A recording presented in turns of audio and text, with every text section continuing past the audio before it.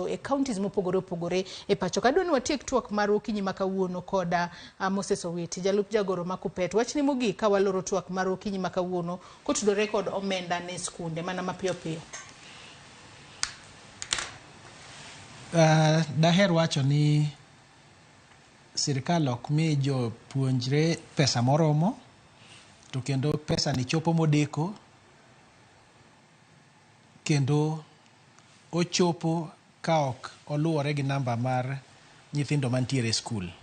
Koro sirikal onego bed jaadieri, jok mantiere e sirikal onego bed joadieri, ma sama gimiyo jopuonjre pesa onego giti gi namba mar nyithindo manie skul.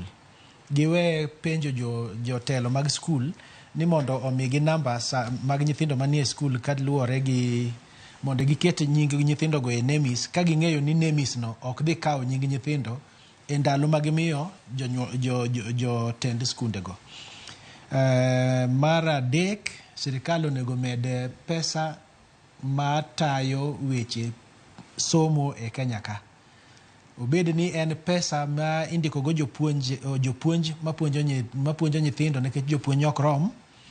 Obed ni en pesa ma imiyo nyithindo mapuonjore e skul.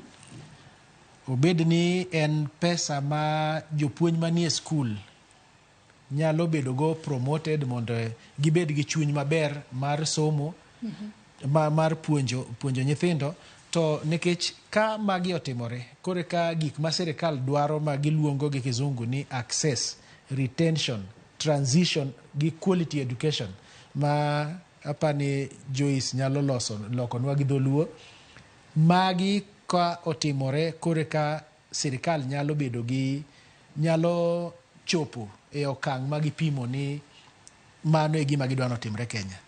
Nyithindo mang'eny odhi skul, nyithindo mang'eny odong' e skul ka somo, nyithindo mang'eny obed ni wuok e klas moro nyaka moro, wuok e primary madhi e secondary madhi e college, to gi